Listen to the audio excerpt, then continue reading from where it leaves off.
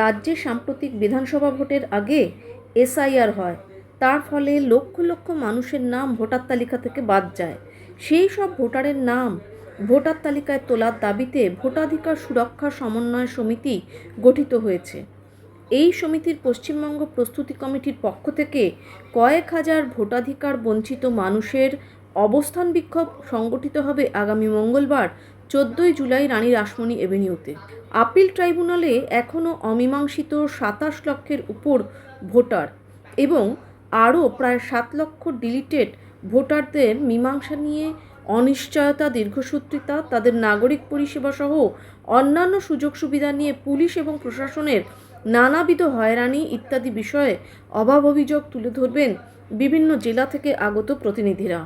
সমিতির পক্ষে ডাক্তার তরুণ মণ্ডল সংবাদ মাধ্যমকে এই খবর জানান। আমাদের এখানে 34 লক্ষের ওপরে নাগরিক যারা ভোটাধিকার থেকে বঞ্চিত হয়েছেন এবং আপিল ট্রাইব্যুনালে আবেদন করেছেন, তাদের অধিকাংশই এখনো বিচারাধীন এবং বিচার সম্পন্ন হয়নি। এবং আমরা খুব অন্ধকারে আছি যে পদ্ধতিতে এবং যে গতিতে চলছে তাতে কতদিনের মধ্যে এই বিচার প্রক্রিয়া শুরু হবে।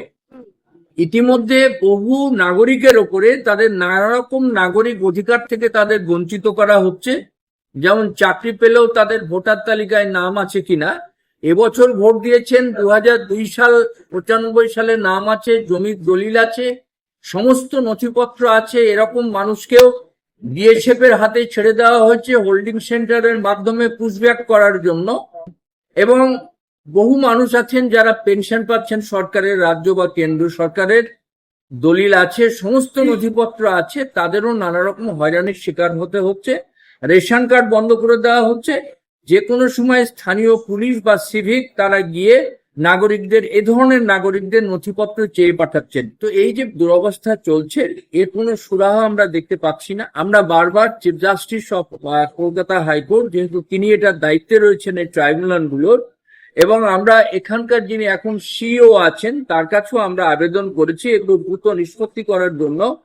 আমরা CGI of India, ECI of India, home minister of India, prime minister of India, president of India সকলকে আমরা জানিয়েছি যে এই মানুষগুলো কতদিন পর্যন্ত অনিশ্চয়তার মধ্যে পড়ে থাকবে।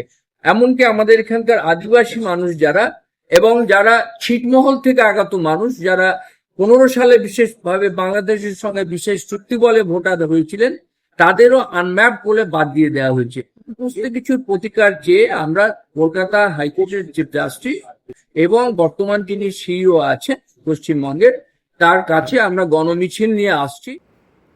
2015 সালে যে ছিটমহল আদান প্রদান হয়েছিল ভারত ও বাংলাদেশের মধ্যে, সেই ছিটমহলেরও বহু নাগরিক কিন্তু এই এসআইআর এর পর তাদের ভোটাধিকার হারিয়েছেন। তাদের ভবিষ্যৎ কী হবে এবং তাদের নামও ভোটার তালিকায় তোলবার দাবি তুলেছে ভোটাধিকার সুরক্ষা সমন্বয় সমিতি। নির্বাচন কমিশন যে এসআইআর করেছে তার প্রধান উদ্দেশ্য ছিল বেছে বেছে বিশেষ সম্প্রদায়ের মানুষকে বাদ দেওয়া, গরিব মানুষদের বাদ দেওয়া। মুর্শিদাবাদে ধরুন, আনম্যাপড ভোটারের শতকরা হার হচ্ছে 1.7%, কিন্তু সেখানেই সবচেয়ে বেশি ভোটারের নাম বাদ গেছে, 4,55,000 ভোটারের নাম বাদ গেছে। এটা পরিষ্কার বোঝা যায় বিশেষ উদ্দেশ্য নিয়ে বিশেষ ধরনের ভোটারদের নাম বাতিল করবার জন্য এটা করা হয়। একটা বিষয় দেখুন কেমন ভাবে কাজটা হয়েছে। সবাই আমরা জানি 2015 সালে বাংলাদেশের সাথে ভারতের ছিটমহল বিনিময় হয়েছে। 2015 সালে যারা বাংলাদেশ থেকে ভারতবর্ষের ছিটমহল বিনিময়ের মাধ্যমে ভারতীয় নাগরিক হলো, তাদেরকে ভারত সরকারের পক্ষ থেকে ভোটার কার্ড, অন্যান্য আইডেন্টিটি কার্ড, রেশন কার্ড সব দেওয়া হয়েছে। এইবার সেই ছিটমহলের নাগরিকদের, হাজার হাজার নাগরিকদের 2002 সালে ভোটার লিস্টে নাম নেই, এই অজুহাতে, ম্যাপড ভোটার নও তোমরা, এই অজুহাতে লাতারে ভোটার লিস্ট থেকে বাদ দিয়ে দেওয়া হয়েছে, ডিলিটেড ভোটার করা হয়েছে। আমার প্রশ্ন হচ্ছে, ছিটমহলের নাগরিকরা যে 2015 সালে নাগরিক হয়েছে ভারতবর্ষের, এটা কি আমাদের স্বরাষ্ট্র দপ্তরের অজানা?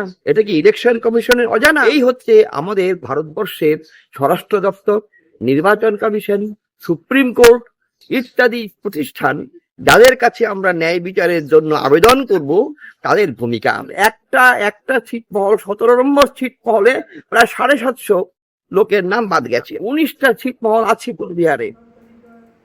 পশ্চিমবঙ্গের মুখ্য নির্বাচনী আধিকারিক এবং কলকাতা হাইকোর্টের মাননীয় প্রধান বিচারপতির নিকট কয়েক হাজার ভোটারের স্বাক্ষর সম্বলিত ডেপুটেশনও দেওয়া হবে।